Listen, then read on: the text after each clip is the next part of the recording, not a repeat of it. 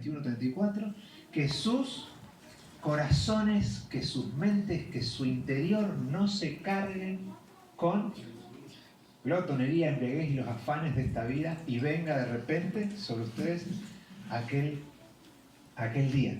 Nos dimos cuenta que la misión nuestra en el tiempo del fin es cuidar lo que entra ¿dónde? ¿Se acuerdan que estuvimos con esto todo el tiempo? Amén. Dentro del vaso. Voy a aprovechar. Tu mente es el centro de tu de sensibilidad, de tu percepción espiritual. Lo que vos pensás, lo que vos sentís, cuán cargado está ese centro, va a depender directamente y va a influir directamente en tu percepción y tus facultades espirituales. Por eso Jesús dice, mirá que tu vaso, mirá que tus corazones no sé qué, carguen. Vimos que ese vaso no es un pozo infinito, que tiene una capacidad limitada y que no le podés meter y meter y meter experiencias que lo cargan y esperar que después haya espacio para percibir las cosas espirituales. Vimos que cada cristiano tiene que vigilar los contenidos ¿de dónde? De ese vaso. Y que hay herramientas para purgar los venenos que entran ahí y que no se tienen que quedar. Y esa tarea la tenés que hacer vos. Con los instrumentos y las herramientas que te da tu maestro y con la ayuda del Espíritu Santo, pero el único que puede entrar a ese vaso y empezar a decidir qué se queda y qué se va, sos vos. Sos tu primer pastor. Y de eso depende que tengamos alojamiento, espacio, para que el Espíritu Santo pueda ser percibido, obedecido, que pueda guiarnos y que pueda empezar a derramar todo ese perfume sanador que tiene para poner adentro tuyo. Y vimos todas estas cosas y ayer arrancamos con la oración purgante, ¿se acuerdan? ¿Qué hacer para purgar uno de los tóxicos principales, que es la queja? Y vimos que hay una manera de orar bíblica que ayuda a de veras empezar a liberar, a eliminar esas toxinas que limitan tu capacidad de percibir espiritual. Y bueno, no vamos a repasar todo eso. Los que no vinieron después le preguntan a los demás. Pero vamos a repasar sí un poquito cómo siente y cómo piensa y cómo habla una persona que está intoxicada espiritualmente, ¿sí? Que intenta llevar adelante un proyecto espiritual, religioso, que trata de cumplir, de llevar adelante una fidelidad a las cosas que entiende que son de Dios. ¿Y cómo nos damos cuenta si podemos estar intoxicados? Y acá pusimos algunas frases que pueden salir de una mente que está intoxicada espiritualmente. ¿Cómo piensa la mente intoxicada espiritualmente? Leo la Biblia, pero no me queda nada. La cabeza se me va para cualquier lugar y terminé el párrafo y no sé de qué habló. Síntoma de intoxicación. No es fácil la vida cristiana. Cuando vos escuchás a alguien que todo el tiempo habla de lo difícil que es llevar adelante las cosas que Dios quiere para nuestra vida, podés estar delante de una persona que está sufriendo intoxicación espiritual. Cuando hay intoxicación espiritual, todo te parece que difícil, complicado, pero es difícil esto que nos pide Dios. Y lo escuchamos mucho, ¿eh? Tercera, desde que me bauticé, desde que vengo a la iglesia, tengo que cada vez más dificultad. La mente que está intoxicada, el vaso que está saturado, no ve que ahora el Espíritu Santo está mucho más presente en su vida, no ve que empieza a ser un instrumento de Dios, no ve que tiene la posibilidad de transformarle la vida a otra gente, no experimenta la presencia de Dios porque está saturado y lo único que percibe ¿qué es? Dificultades y pruebas. Y te vende que el cristianismo es entrar a una vida más que más difícil.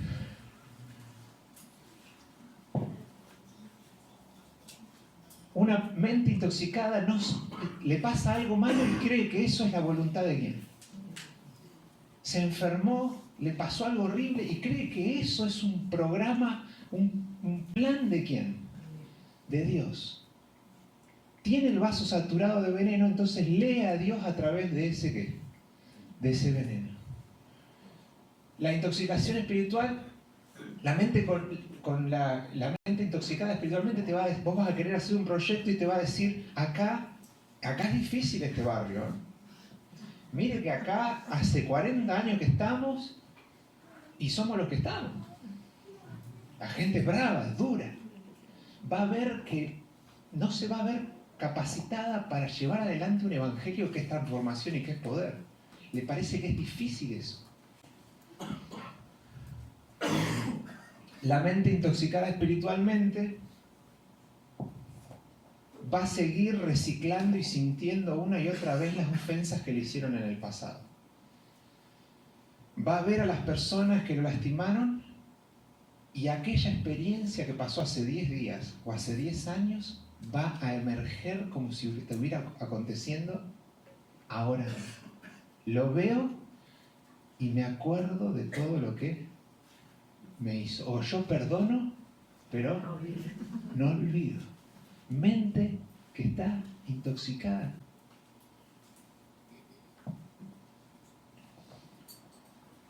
Te van a invitar y te van a decir, che, lo que tenés para dar, eso que compartiste en la escuela sabática, o eso que te pasó, esa experiencia, compartir en la iglesia. No, ¿quién soy yo para pararme y predicar o para hablar? Una vergüenza inhabilitante, paralizadora. Mente que está ¿qué? Intoxicada espiritualmente. Otra, esta es fija, fija. Nos reunimos a estudiar la Biblia o algo y empezamos a hablar de lo que Dios dice, pero enseguida empezamos a hablar, pero ¿viste cómo está el mundo? Pero mirá qué bien que la hace el enemigo, ¿no? Qué astuto que es. Y cómo engaña a la gente. Y empezamos a pintar un cuadro de Satanás que es el emperador indiscutido del mundo, de la realidad. Y nuestro Cristo cada vez como mente que está ¿qué? Intoxicada. El vaso está ¿qué? Lleno de experiencias que no las pudiste digerir y ves ahora el mal como el que reina y al cielo como el que se somete. Intoxicación espiritual. Y finalmente, por poner otro ejemplo, impotencia ante los desafíos de la vida o ante las propias debilidades. Este defecto de carácter me supera. Es más fuerte que yo. En ese momento la mente espiritual, el corazón le creyó a la mente y se selló en una actitud de derrota y de sumisión ante el pecado. Esto es más fuerte que yo. Un cristiano que nació de nuevo, que Cristo pagó por todos sus pecados, que tiene el Espíritu Santo, que está sellado para el día de la segunda venida, que tiene a los ángeles de su lado, dice que un pecadito es más fuerte que él y todos esos recursos celestiales. Mente que está como enceguecida, intoxicada.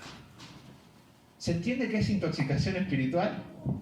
Son experiencias que te fueron pasando, te están pasando, que te saturan el vaso y hacen que vos veas la realidad de manera distorsionada. Vamos con lo siguiente, David. La desintoxicación entonces requiere 3 pasos. El primero es que está en Lucas 21. Jesús dice, miren por ustedes mismos que vuestros corazones no se carguen. Identificar, mirar, identificar qué es lo que está saturando mi vaso, qué entra ahí todos los días y a qué le voy a dar permiso de quedarse y a qué le voy a mandar a qué, a rajar de ahí. Primer paso es que vos tenés que empezar a custodiar en qué pensás todo el día. Porque hay cosas que vos pensás y que sentís a diario que Dios no quiere que sientas y que no estás hecho para sentir. Y se tienen que ir. Primer paso, reconocimiento, ¿sí? De qué es lo que está dentro del vaso. Segundo paso, ¿qué? Adquirir instrumentos, herramientas bíblicas para aprender a ¿qué? A eliminar los tóxicos, lo que envenena. Las emociones, los pensamientos, las conductas, los hábitos alimenticios, todo lo que te está ¿qué? Intoxicando. Hay herramientas de sobra para que vos puedas empezar esa transformación. Y una vez empezado eso, empieza la otra frase, la otra dinámica. ¿Cuál es? Indispensable. Una casa que queda vacía, porque le sacaste todo, no es una vida transformada. Ahora hay que llenarla con nuevas cosas, con el Espíritu Santo. ¿Cómo?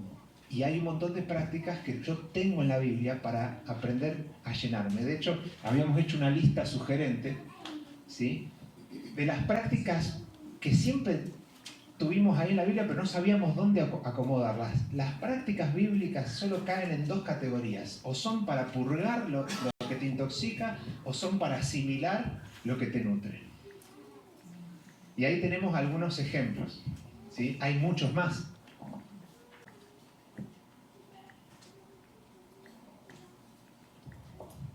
Y estos días hemos hablado de 3 prácticas. O sea, vamos a terminar esta tarde con 3 solamente. Pero 3 prácticas solamente, sola y exclusivamente de aquel lado. 3 purgantes.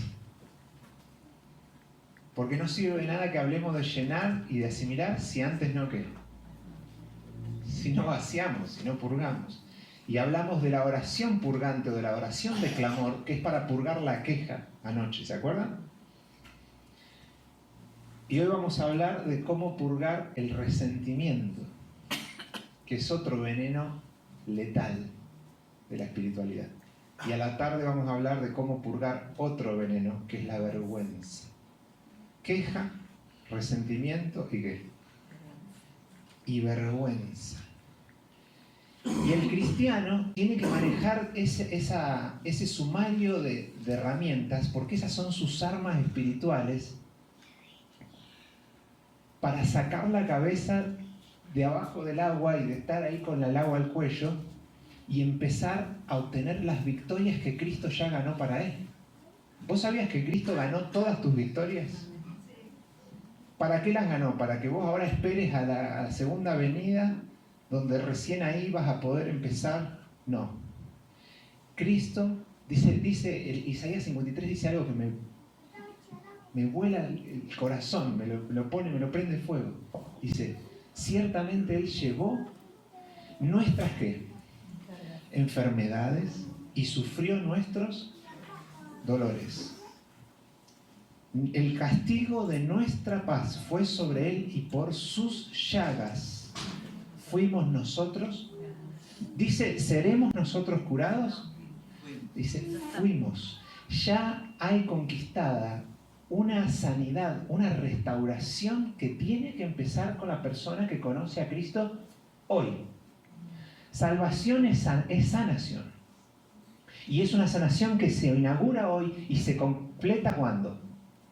Pero de acá vivimos de sanación en sanación, de gloria en gloria, de victoria en victoria, amén, reflejando la gloria de aquel que nos llamó a la luz admirable. Amén.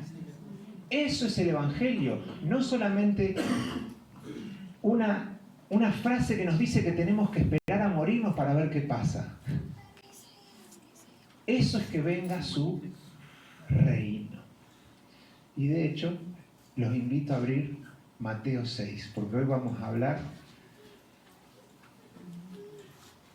de esta práctica purgante del resentimiento, pero a través de un texto muy conocido, que muchas veces lo hemos usado de manera litúrgica, pero no práctica. Mateo 6, versículo 9 en adelante. Hicimos un breve repaso recién de lo que hemos hecho estos días para los que no hayan venido y sepan en dónde andamos. Ahora nos metemos en el tema de hoy, en la práctica número 2.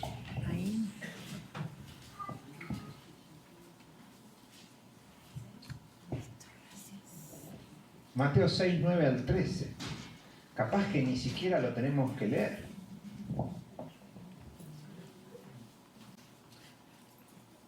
Ustedes, dice, vosotros pues oraréis así. A ver. Padre nuestro que estás en los cielos, santificado sea tu nombre. Venga tu reino. Que tu voluntad se haga en el cielo y en la tierra. El pan de cada día, dánoslo hoy. Y perdona nuestras, así como nosotros perdonamos a los que nos ofenden. Y no nos permitas caer en la tentación o en la prueba, dice en griego. Sino líbranos del maligno, dice en griego. Líbranos del maligno, libéranos del maligno. ¿Por qué? Porque tuyo es el reino, el poder y la gloria por los siglos de los siglos. Amén. ¡Wow! ¡Qué lindo! Amén. Gloria a Dios por esto.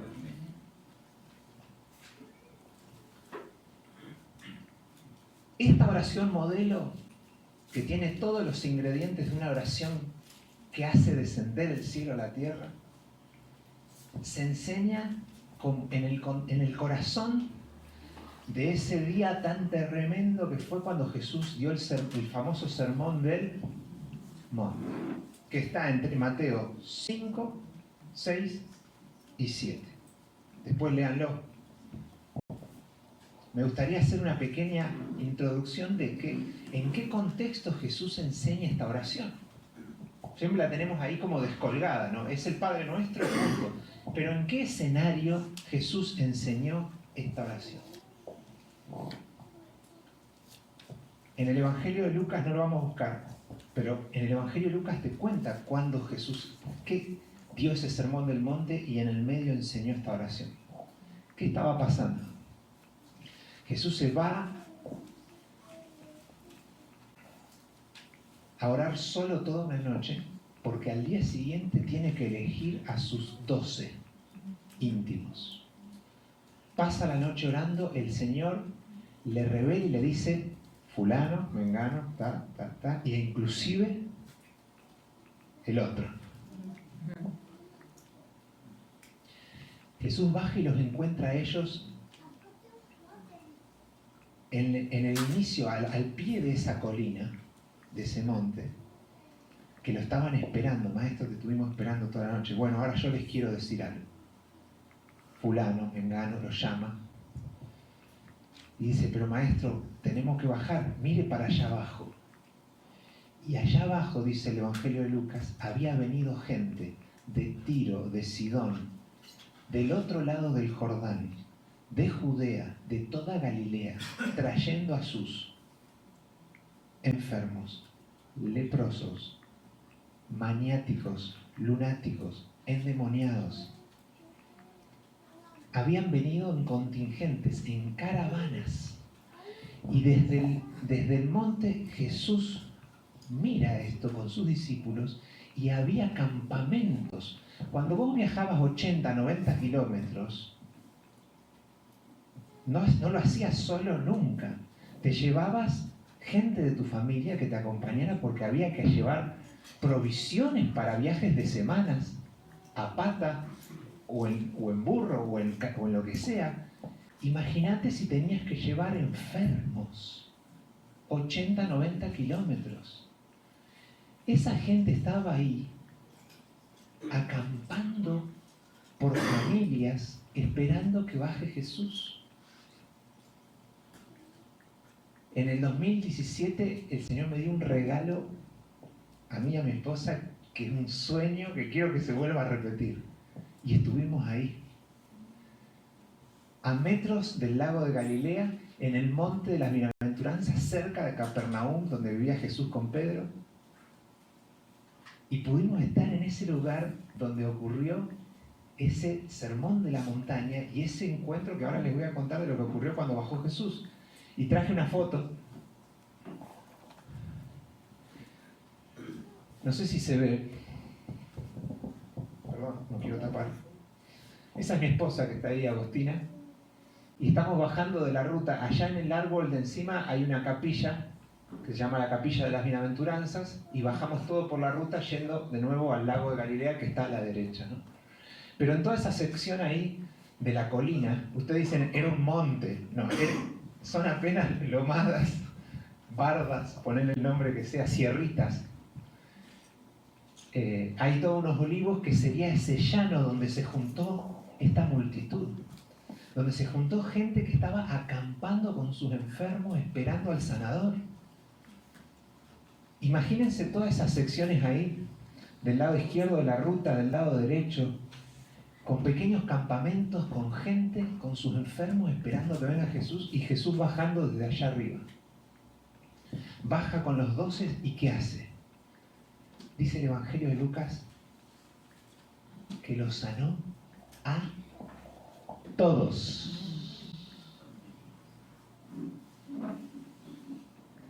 Imagínate a Jesús, entra al primer campamento. Jesús, acá traje a mi hijo, a mi nuera, que está enferma de muerte o que está lunática, lo que sea. Por favor, Jesús venía, ponía la mano, sanado, toda una fiesta en ese campamento. Se iba al siguiente. Acá está este que está endemoniado, lo estamos sujetando. Y Jesús salía de acá, le echaba a los demonios. Paz y calma y felicidad en ese campamento. No viajamos en vano. Y así se iban encendiendo en alegría, en gozo, en celebración, grupo por grupo, caravana por caravana, y eso terminó siendo un espacio donde el reino de los cielos se había acercado. Y Jesús les dijo, esto es para que sepan que el tiempo se ha cumplido y el reino de los cielos que ha venido a vosotros. Y en ese contexto Jesús les enseña el Padre Nuestro. En ese contexto empieza a darse vuelta y a decir, bienaventurados los pobres, los que sufren, porque a ellos les pertenece esta realidad, lo que ustedes están viendo, el reino de los cielos. ¿Amén o no? Amén. Espectacular. En otras palabras, ¿para qué les digo esto? Jesús le enseña en el Sermón del Monte herramientas de desintoxicación espiritual a gente que había sido sanada por él. ¿Y qué quiero decir con esto? Podemos aprender herramientas de desintoxicación espiritual, pero el cristianismo no son herramientas solamente, conductas, disciplinas. El cristianismo es haber tenido un encuentro de primera mano con el Jesús resucitado que te tocó, que te sanó y te puso en condiciones ahora de operar más sanación. Y te da herramientas para que la sanación que Él inició, vos la puedas continuar y expandir. Y te hagas fuerte. Y no seas más víctima de la vida, sino que empieces a reinar con Él. Y puedas decir, de veras, Jesús está a cargo, Jesús reina. Amén. Y no estoy a la buena de los defectos que heredé de mis padres, de lo que me tomó aprender en la vida, de lo que me pasó de chico, porque me puedo sobreponer y hay victoria en el nombre de Jesús de Nazaret. Amén. El Sermón del Monte es eso, y el Padre Nuestro es una oración para que vos hagas carne y hagas descender al reino de los cielos en vos. Por eso el pedido capital, el primer pedido del Padre Nuestro es, venga tu reino. Y venga tu reino en la mente judía y en lo que Jesús estaba haciendo no es la segunda venida al final cuando... No, es lo que Jesús estaba haciendo ahí. Es el inicio de una restauración milagrosa, obrada solamente por el poder de Dios y la fe del hombre. Venga tu reino. Y hay algo muy interesante en el Padre Nuestro. El Padre Nuestro es una típica oración judía. Es muy parecida a algunos salmos que ustedes van a leer. Y los salmos, algunos tienen una manera de desarrollar los contenidos, lo que están expresando. Y una de ellas es, no le voy a decir el nombre técnico, pero es la de desarrollar en cada línea de la poesía o de la oración o de la canción un poco más el tema que dijo la oración anterior. O sea, venga tu reino, ¿qué significa? Te lo dice la oración siguiente. Que tu voluntad, que lo que vos deseás y haces ¿dónde? En el cielo, se implemente ¿dónde? El reino de Dios viene cuando la voluntad de Dios, que es perfecta en el cielo, se ejecuta en un entorno que es rebelde, que es la tierra. Cuando lo que Dios quiere se hace en el cielo como en la tierra, entonces vino su qué. Y las demás frases te van a explicar de qué manera esto se ve, de qué manera esto se baja, porque van a hablar de cosas muy específicas. Venga tu reino, hágase tu voluntad en el cielo como en la tierra. ¿De qué manera, Señor? El pan de cada día. Perdona nuestras deudas y líbranos del maligno. ¿Qué significa que venga el reino de Dios? Significa que haya provisión, que haya pan, significa que haya perdón y significa que haya libertad. Pan de cada día, perdónanos y líbranos del provisión, sanación de relaciones y liberación de lo que esclaviza. Eso es que el reino de los cielos sea ¿qué? Acercado. ¿Qué es lo que estaba pasando exactamente en ese lugar? Cuando Jesús te da el Padre Nuestro, te dice, esta experiencia te la tenés que llevar ¿a dónde? A casa, y hacer que esta experiencia siga ocurriendo, que el cielo siga aterrizando ¿dónde? En tu casa. Con provisión, con perdón y con libertad y liberación. Ahí está, muy bien, amén. Amén. ¿Cuál es la voluntad de Dios para mi vida? ¿Alguna vez se preguntaron eso? Ahí tenés un resumen espectacular. ¿Cuál es la voluntad de Dios? Hágase tu qué. Es decir, que ocurra lo que ocurre en el cielo, ocurra ¿dónde? ¿Y qué es eso? Que haya ¿qué? Provisión, que haya relaciones sanadas y que haya ¿qué? Libertad. Porque en el cielo no hay escasez, no hay hambre, no, las relaciones están completamente ¿qué? Unidas, hay sanidad emocional y hay ¿qué? Y hay libertad, el maligno no tiene nada que hacer ahí. Y cuando el reino de los cielos desciende, esas tres cosas aterrizan primero. Después vienen muchas más. Pero esas son las tres básicas. ¿Se entendió esto? Es como que el reino de los cielos fuera una nave y las tres patas, no sé, las tres primeras columnas que aterrizan son esas tres. Pan, perdón y liberación. Eso es la voluntad de Dios para tu vida. Cuando tenés que orar por alguien que está enfermo, no preguntes cuál es la voluntad de Dios. Porque está dicha ahí. Liberación. Cuando tenés que orar por cualquier cosa, eso te da la clave de qué es lo que Dios quiere y siente y va a respaldar. Una historia. Y ya nos metemos en nuestra práctica. En el 2007, estaba en el segundo año de teología del seminario.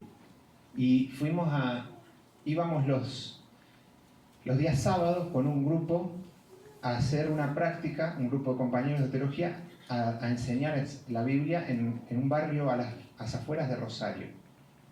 Muy bravo el barrio y una sociedad muy golpeada. Era un pueblo de paso, un pueblo de esos portuarios, donde el tráfico de todo va y viene, ¿no?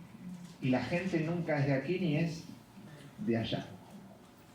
Y ahí conocimos a una madre de 26 años que tenía, ya a los 26 años, tenía 4 hijos.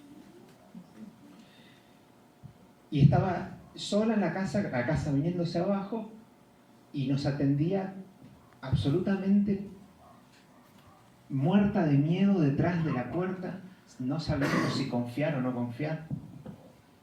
Y empezamos con ella a trabajar, fuimos con unas chicas que estaban de enfermería y vieron a los niños, les llevamos cerealitos de Granix, y ella empezó a abrir su corazón y empezamos a poder hacer una amistad, y después empezamos a estudiar la Biblia. Y fue muy lindo lo que ocurrió, porque íbamos avanzando y ella cada vez estaba como más desatada en su capacidad de recibir, ¿no? Lo que Dios tenía para ella. No estaba tan bloqueada y paralizada. Y fuimos avanzando en los estudios hasta llegar a uno que habla del perdón. creo que era la hojita 9 en aquel momento, no me acuerdo, pero yo le dejaba y después conversábamos y le hicimos ese estudio y para ella fue una bendición. Y al siguiente sábado ella me dice, ¿sabe, Eduardo? Me dice, lo que estudiamos el otro día y descubrir que Jesús borró mis deudas, todas las macanas que yo hice y los problemas en los que me metí y los errores que cometí, que están cubiertos, me hizo tan bien, me sacó un peso de encima, me siento liviana, siento gozos, me veo cantando. Y después me empezó a decir algo que yo no lo podía creer, me dice, ¿y sabe que después de hacer eso y sentir eso, me vinieron muchas ganas de volver a hablar con mi mamá?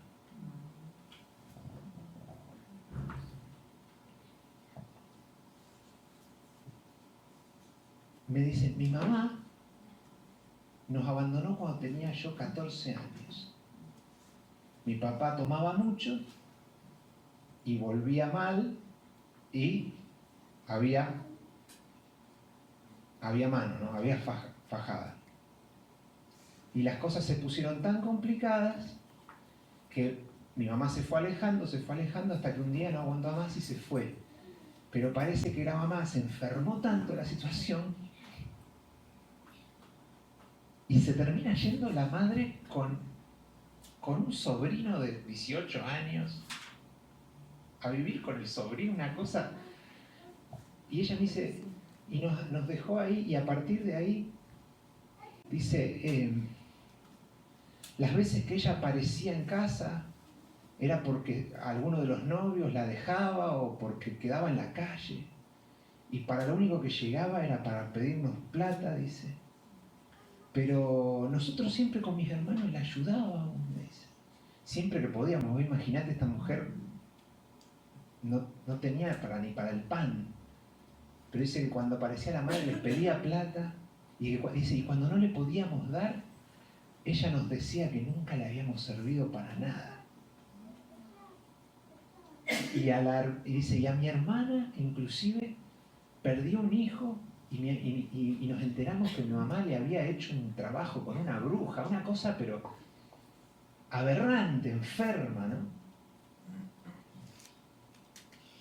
Y yo pensaba que cuando me empezaba a contar esto dije, ahora esta mujer se va a poner re mal, pero la escuchaba hablar y me decía todo esto. Capaz que yo le estoy poniendo más emociones de lo que ella me lo decía con una calma, con una tranquilidad y sin ninguna gota de veneno que saliera de su lengua. Y entonces le digo, ¿y qué pasó entonces? Y sentí muchas ganas de llamarla por lo que estudié del perdón. Y yo ahí me empecé a hacer una película y dije, acá, 2 pájaros de un tiro. El Señor la alcanzó a esta chica Alicia y ahora seguro se reconcilió con la madre. Y me hice toda una película de... Y digo, ¿qué pasó, Alicia? Dice, no. Dice, sabe que la llamé a mi mamá. Pero cuando me atendió, me dijo que no la molestara más. Que nunca le había servido para nada y que no quería saber más nada ni conmigo ni con mis hermanos. Y mirá la última frase que me dijo. Me dijo, yo ya la perdoné a ella. Y aunque diga que no le servimos para nada, yo quisiera que volviéramos a estar juntas.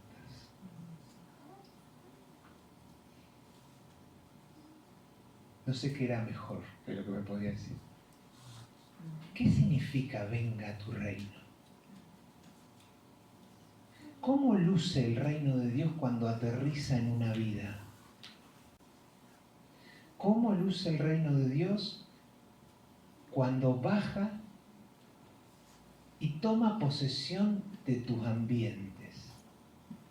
¿Cómo luce el reino de Dios cuando entra en tu templo? Luce como esa historia.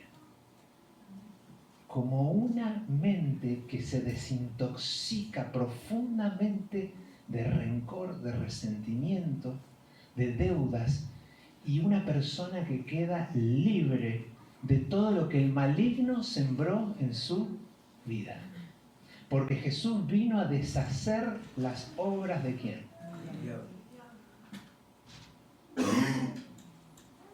¿Cómo luce venga tu reino? Luce como Alicia. Y ahora vamos a hablar de eso. Porque ¿saben qué? Si ustedes miran el Padre Nuestro, Jesús dijo que el reino de Dios bajaba con 3 patas, ¿se acuerdan? Pan, perdón y ¿qué? Y liberación. Pero cuando termina de enseñar el Padre Nuestro, de estos 3 puntos, Él retoma uno. O sea, yo les enseñé el Padre Nuestro, dice, pero quiero volver sobre algo. ¿Sobre cuál vuelve? Versículos 14 y 15. ¿Sobre cuál de los puntos vuelve? Versículo 14. Porque si ustedes perdonan a los hombres sus ofensas, entonces ¿qué? El Padre también los perdonará a ustedes. Pero si ustedes no perdonan a los hombres las ofensas, tampoco el Padre perdonará las de ustedes.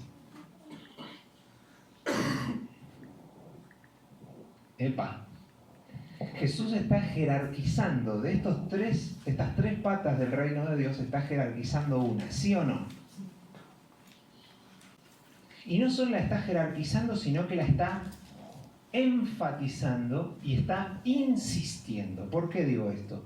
Porque la retoma y porque la expresa 2 veces en positivo y en ¿qué? Y en negativo. Si perdonás, perdón. Si no perdonás, no perdón. Te está diciendo, entendé esto porque esto es crucial. Aprender a desintoxicarse del resentimiento mediante el perdón es crucial para la salvación y para el crecimiento espiritual. Define el proyecto espiritual que Dios tiene para vos, el que aprendas a perdonar.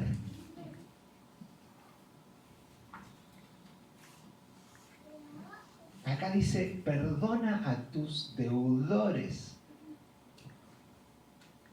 ¿Quiénes tenés en la lista de los morosos incobrables? No digan nada, por favor. Dialoguen con ustedes mismos. En la lista del almacén, ¿no? Donde se anota a los que piden fiado y nunca pagan, o a veces toman sin que nadie los vea, alegría, felicidad, tiempo, esfuerzo, y te los sacan. ¿Quiénes están en tu lista de deudores? ¿Cuántos renglones tiene esa lista? ¿De qué estratos son los integrantes de esa lista? ¿De la calle, del trabajo, del barrio, de la iglesia, de la casa? Jesús acá dice, el tema del perdón es crucial para entrar al reino de Dios y para permanecer en el reino de Dios. Él te va a decir, el perdón es el primer factor que intoxica tu ¿qué? Tu mente y tu proyecto espiritual. Es la fuerza venenosa, más peligrosa que podés retener, ¿dónde? En el vaso. No puede quedarse nada que tenga que ver ahí con ¿qué? Con resentimiento, con rencor, con deudas a cobrar. No, te dice, peligro. El perdón y la gracia en el reino de Dios son como las murallas que resguardan tu salvación. Vos entrás cruzando esa muralla.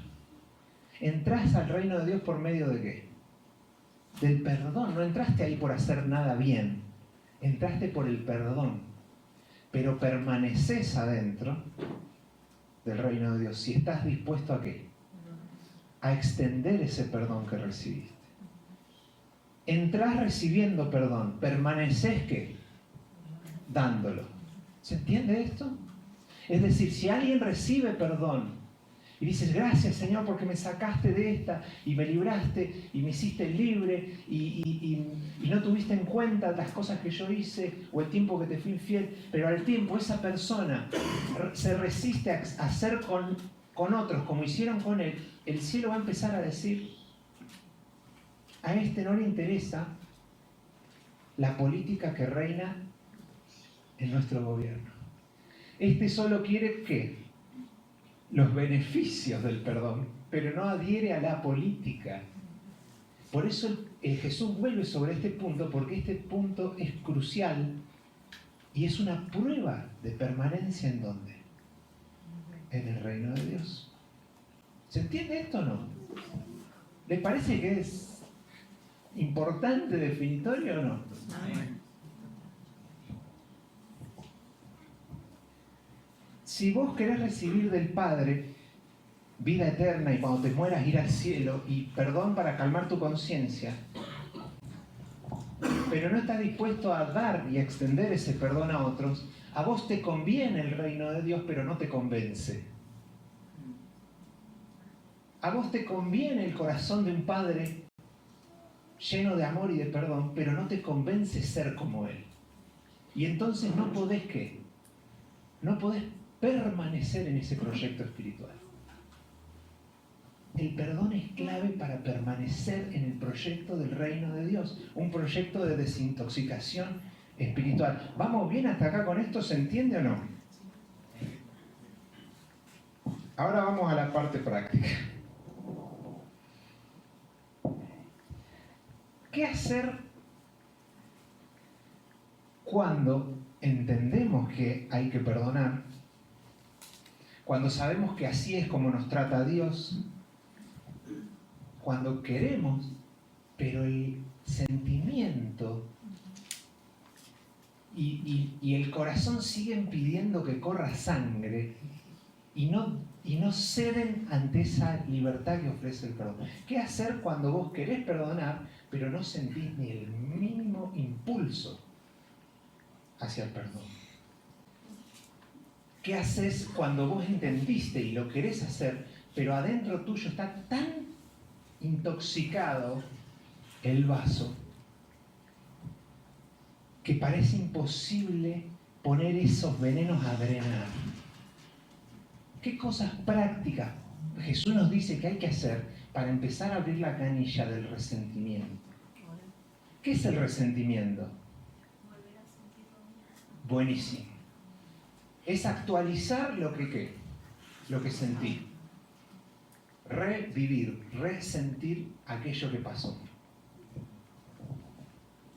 Vivir en el pasado, quedar anclado a eso y que eso ejerza una influencia debilitante hoy. Jesús no te dice, bueno, perdoná al enemigo y arreglate como puedas. ¿Sí? De paso tampoco dice, porque si tú sientes que perdonas a los que te deben, entonces el Padre te perdona. Dice, si tú los ¿qué? Los perdonas. Entonces acá tiene que ver con acciones, pero también tiene que ver con llegar a que esas acciones se conviertan en ¿qué? En emociones. Y Jesús explica esto un poquito antes del Padre Nuestro, en el versículo 44, pero del capítulo anterior, en el 5:44. Señor, ¿cómo hacer cuando yo entendí, decidí, pero mi corazón, mis emociones no están sanadas?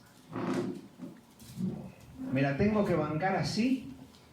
Hay otro que puede decir, es hipocresía, si no lo siento, no lo veo. No lo hago. ¿Es así? ¿O el Señor nos plantea algún camino para que esas dos cosas se alineen algún día? Vamos a ver, Mateo 5:44, ¿qué dice? ¿Cómo hacer para empezar intoxicado por el resentimiento y terminar amando al que te dañó. Jesús lo dice acá. Acá hay una agenda, un programa de desintoxicación de resentimiento. 5:44 dice, pero yo les digo, amad a vuestros ¿qué? ¿Cómo, maestro, amad a vuestros enemigos? Bueno, ahora te digo 3 cosas. Bendecí al que te maldice. Tratá bien al que te aborrece y orá por el que te ultraja y te persiga. ¿Cómo amá a tu enemigo, Señor? No lo siento. Bueno, haz estas 3 cosas. Y acá hay un programa de desintoxicación espiritual. Poné en marcha esta trilogía. ¿Cuál es la trilogía? Son 3 verbos, 3 acciones. Bien práctico, ¿eh? ¿Querés sentir el perdón que ya decidiste dar? Poné en marcha esto. Orá por el que te quedó, por el que te lastimó. Bendecí al que te lastimó y tratá de tener un gesto de perdón o de bendición para esa persona. Orar, bendecir y tratar ¿qué? Y tratar bien. Si vos querés pasar de la intoxicación ¿a qué? Al amor, a emociones que estén de acuerdo con la voluntad de ¿quién? De Dios en el cielo como donde. Si querés alinearte con el reino de Dios, no solo en ideas, sino también en ¿qué? En actitudes y motivaciones, tenés que poner en marcha este programa de desintoxicación. Y hoy te vengo a proponer que lo hagas como si estuvieras haciendo una dieta. Yo dije, ¿cómo podemos hacer para que esto no quede en el aire, en una idea? Y el otro día con una paciente que vino allá al centro, se me ocurrió de hacerlo así, ha dicho. Programa de eliminación del resentimiento. Columna de la izquierda, nombres. ¿Tienen una hoja acá? Bueno, los que tengan una hoja, 4 columnas. Así, la hoja en 4 columnas.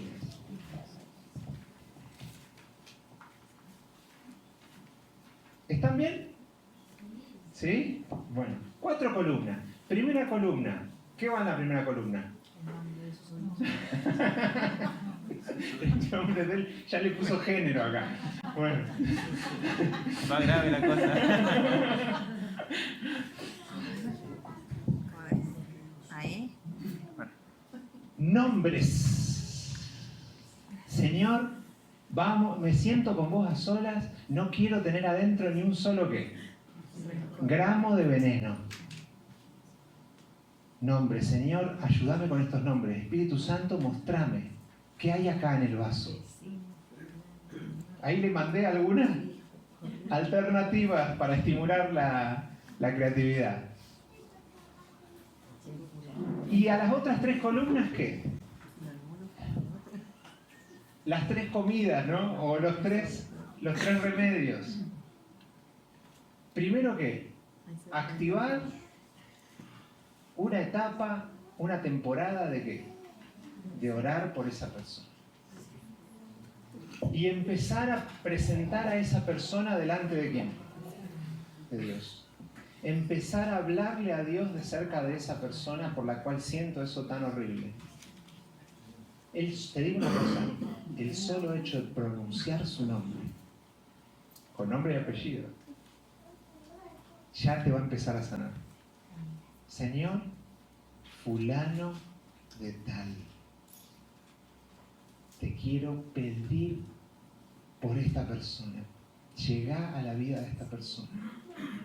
Visítala y dale sanidad, dale perdón, limpiala, cubrila, dale tiempo para que se arrepienta, salvala, que llegue al cielo. Empezá a orar por esa persona y por todas las que empiezan a aparecer en esa lista. Remedio número 1. Remedio número 2. bendecir a esa persona. ¿Qué es bendecir? Bien. Es hablar, es dos cosas bendecir. Es hablar bien para la persona, o sea, hablar el bien para la vida de la persona, desearle el bien, pero también es hablar bien de la persona. ¿Cómo voy a hablar? Bueno, ahí está. Empezá a encontrar elementos que puedan ser bendecibles. Y empezá también a desearle que le vaya ¿qué? Bien. Y que le vaya bien a veces es desear que le vaya bien en algo en lo que a vos te hizo mal. Te hizo mal en X cosa y vos ahora deseas que en eso mismo, en lo que a vos te falló, le vaya bien. Te falló en un negocio, el socio, y emprendió uno nuevo. Bendecir ese nuevo proyecto que surgió de una desgracia. Ese es el corazón de la cruz. Que una desgracia y una traición terminen en resurrección de una nueva vida. Eso es adoptar el corazón del reino de Dios. Bendecir el futuro de esa persona. Y no andar hablando de esa persona que lo peor. Eso es maldecir. Entonces, segundo remedio, bendecir. Y tercer remedio, ¿qué? Y este es el más delicado, ¿no? Pero es empezar a tratar de que mis acciones se alineen con mi intención de ¿qué? De perdonar. De amar. Es decir, aunque no sienta, empezar a hacer cosas propias de alguien que ama. Tener gestos que van a enseñarle a mi corazoncito lastimado a que puede y necesita volver a ¿qué? A amar. Eso quiere decir que tengo que, si una persona me hizo daño y me reventó la vida, la tengo que meter en mi casa de vuelta o tengo que permitir que siga haciendo... No es ponerte de vuelta a la herida, pero es empezar a tener gestos que vos sabés cuáles podés hacer y son seguros, donde mostrás que estás dispuesto a sentir distinto. Pero esto ya es que la persona lo pueda llegar a percibir. Los primeros dos podían quedar entre Dios y vos y tu entorno. Este tercero, por eso lo puse en último lugar, ¿no? Es ese que requiere que lo anterior ya esté sanado, porque si no vas a llegar al gesto y te va a salir lo peor, ¿no? ¿Se entiende el programa de Jesús de desintoxicación? ¿Sí? Bueno. No voy a preguntar quién lo va a hacer. Me quiero ir ilusionado. Ahí cuando Jesús dice amontonarás brasas sobre tu cabeza. Ajá. Pablo lo dice a eso en Romanos, ¿sí? Y me parece que sí. Te dice lo que puede llegar a pasar en la vida de la persona. Pero hoy lo estamos encarando completamente de nuestro lado. De nuestro proceso de ¿qué? Brasas sobre todo, ¿no? O sea, lo que quería decir que está bueno eso, pero podemos caer en la trampa de depender de cómo la otra persona ¿qué? Reacciona. Acá tiene que ver con quién. Con vos. ¿Sí? Una historia y termino. 2015, Uruguay. Hicimos ahí un proyecto misionero en un barrio complicado que les conté el jueves. Y el que está ahí hablando y dando su testimonio es del Daniel. 30 y pico de años, Daniel. El del medio. El de la camperita de cuadrillero. Daniel. A Daniel lo conozco porque llegamos a la casa, él había pedido en una Expo Salud, había pedido estudiar la Biblia. Llegamos a la casa, no era la casa, él estaba circunstancialmente en lo de los padres. pero no en el cuarto, estaba viviendo en el depósito, tirando un colchón ahí, que se le llovía todo, porque hace un par de semanas atrás había intentado quitarse la vida, porque un par de semanas atrás, a la vuelta de la esquina, en su casa había encontrado a su compañera, después él de volver de una temporada trabajando en el campo, había encontrado acompañada, con sus hijas presentes. Su vaso que pasó ese día estalla de veneno y el tipo no sabe qué hacer y ahí nomás intenta lo peor, lo salvan, pero ahora, como él había hecho eso, le habían quitado la tenencia o el acceso a los hijos y lo habían sacado de la casa con restricción y él estaba viviendo, escuchen esto, a la vuelta de la casa suya, con sus padres, casi patio con su exmujer que ahora estaba en esa casa con el otro compañero y sus hijas. Y el tipo destruido, pero un zombie, una persona, un muerto en vida. Y empezamos a trabajar con Daniel. Y se hizo de todo, no me quiero explayar en eso ahora.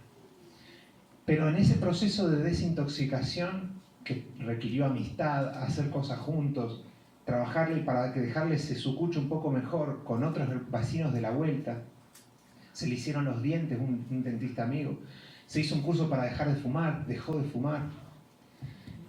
En ese proceso nos propusimos una semana dedicar 3 días antes de ir al trabajo para orar para que él pudiera estar mentalmente restablecido, sanado. Y dentro de ese programita de desintoxicación lo que hicimos fue hacer alguna de estas consignas que yo les vengo dando a ustedes.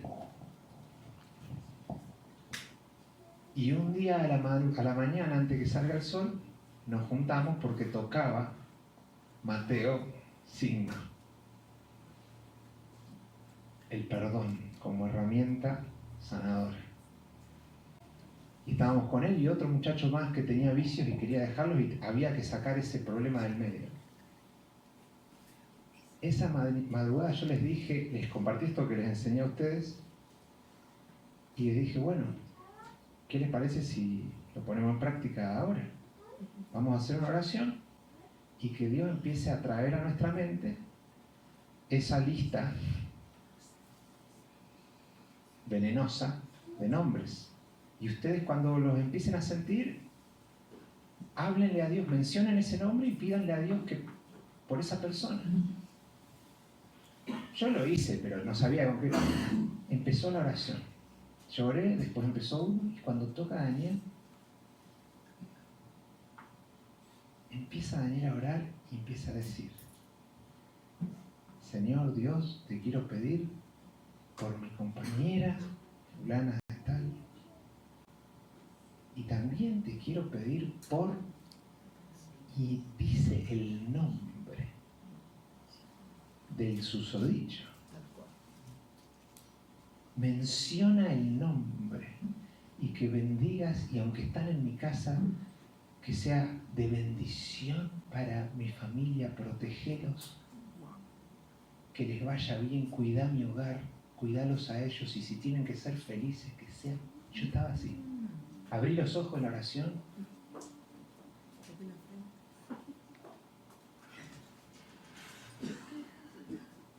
¿Qué significa venga tu reino? ¿Qué quiere hacer Dios con vos? Quiere aterrizar con el ambiente del cielo en tu cabeza. Y que haya libertad de deudas. Que no tengas más gente en esa lista perturbadora de deudores incobrables. El Señor te quiere dar sanidad de eso. Y que no piense más en eso, aunque sea algo chiquito o grande. Y Él lo puede hacer, lo vi con mis ojos. Me pasó a mí, no le voy a contar ahora, pero me pasó a mí, le pasó a Daniel. Si le pasó a Daniel, ¿escucharon la historia de Daniel? ¿Eso quién lo hace? El reino de Dios aterrizando. Hay desintoxicación disponible para vos y para mí. ¿Sí o no? Amén. ¿Quieren que oremos por esto? Amén. Vamos de pie entonces.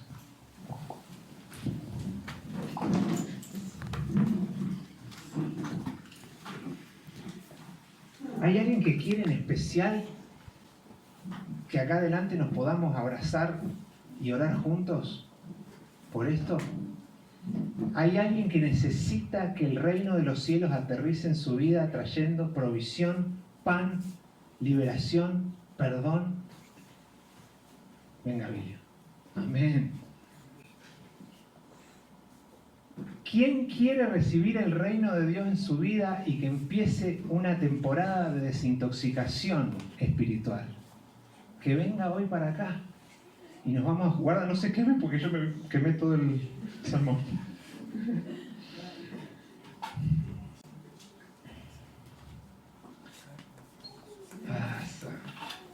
Grande. El reino de los cielos se ha acercado. No tenés que vivir más con esas toxinas adentro, ¿sabías? Hoy podés empezar a sanar esas cosas. Empezá con esa listita. ¿Sí? Vamos a orar ahora, pero el trabajo sigue en casa. Y vos mismo vas a tener la satisfacción, junto a Jesús, de sacar afuera toda esa porquería que nunca Jesús puso en tu corazón. Y que está frenando tu crecimiento espiritual. ¿Quién quiere recibir más de esa sanación espiritual? ¿Quién más quiere venir acá y sumarse? Nos abrazamos, los esperamos.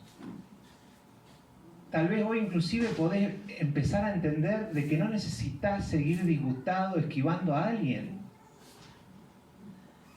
Que puede empezar a darse una transformación de este espacio, esta iglesia en Villanueva. Amén. Y puede empezar a darse un acercamiento de los padres a los hijos y Amén. Los hijos a los padres. Y el Espíritu del Señor puede habitar acá muy contento y muy tranquilo y muy feliz haciendo su obra en este lugar. Amén. Dios quiere sanar tu casa. Amén. Dios quiere sanar tu memoria, tus recuerdos. Y en la cruz se hizo provisión para que eso empiece a acontecer hoy, no en la segunda venida, hoy. Hoy. Nada va a quedar que no sea sanado. Si no se sana hoy, se va a sanar mañana y si no, en la segunda venida. Pero arranca hoy. Gracias. Hay provisión. Hay provisión. Alguien más que quiera venir y sumarse. El Señor está mirando quién pone el vaso para arriba para recibir de su espíritu. Amén. Y ser lleno. Alguien más que quiera venir. Alguien más que se quiera sumar. No es para bautizar a nadie ni nada raro. Es para que vos le digas al Señor, quiero empezar esta etapa tomando estas herramientas y recibiendo tu poder sanador. Mientras oramos podés venir también. Oremos. Bendito Jesús, te alabamos en esta mañana. Porque tú, Señor, te metiste debajo de toda la basura de este mundo para resucitarnos como hombres y mujeres nuevos, Señor. Gracias porque tu poder puede hacer que Daniel perdone a la persona que le arruinó el matrimonio. De paso, no les conté, Daniel volvió a estar con su mujer y sus hijas. Amén. Gracias porque Daniel volvió a estar con su mujer y sus hijas. Hace un milagro en la vida de ellos para que sigan creciendo en tu gracia. Gracias por Alicia que perdonó a su mamá que le arruinó la vida. Y vos deshiciste las obras del diablo. Gracias Jesús, gracias Señor. Porque aterrizaste con tu reino en nuestra vida. Y hoy empieza una etapa en la que nos vamos a sacar de encima todo peso que nos frena en nuestro camino hacia ti, Señor. Venga tu reino y hágase tu voluntad en el cielo como en la tierra, por igual. Somos vasos dispuestos a recibir de tu Espíritu. Y somos vasos dispuestos a derramar todo lo que impida a tu Espíritu Santo entrar. Quiero poner tu sanación, Señor, que vos prometiste en tu palabra sobre este grupo y esta congregación de Villanueva, Señor. Que el Espíritu Santo pueda tomar este lugar, Señor, y pueda producirse sanación de relaciones, reconciliaciones, Señor, y se respire el Espíritu del cielo, Señor. Y que no nos desanimemos por los que se resisten, sino que seamos fortalecidos interiormente, Señor. Queremos empezar a ser responsables espiritualmente y hacernos cargo de nosotros mismos, Señor, con tu ayuda, con tu Espíritu. Derrama, Señor, tu sanidad. Y si hay alguien hoy que siente que lo que le ocurrió es demasiado difícil de perdonar, dale hoy la muestra, Señor, de que va a tener la victoria y que su corazón va a ser sanado. Y va a poder llegar a pensar con la mente de Cristo. Gracias, Señor, por esta gente que está abrazada, por los que se están uniendo en esta oración. Gracias porque esta iglesia empieza una etapa de preparación para tu venida, Señor. Pero antes queremos que venga y sabemos que va a venir tu Espíritu Santo con poder, Señor. Gracias por este momento, Señor. Y te pedimos por todos los que no están acá, pero que esto que está ocurriendo los visite allí donde están. Gracias por habernos visitado. Gracias por estar acá, Señor. Gracias porque sos real, porque resucitaste. Gracias por tu evangelio de salvación. Te alabamos y recibimos todo lo que tengas para darnos como gratitud y como alabanza al único.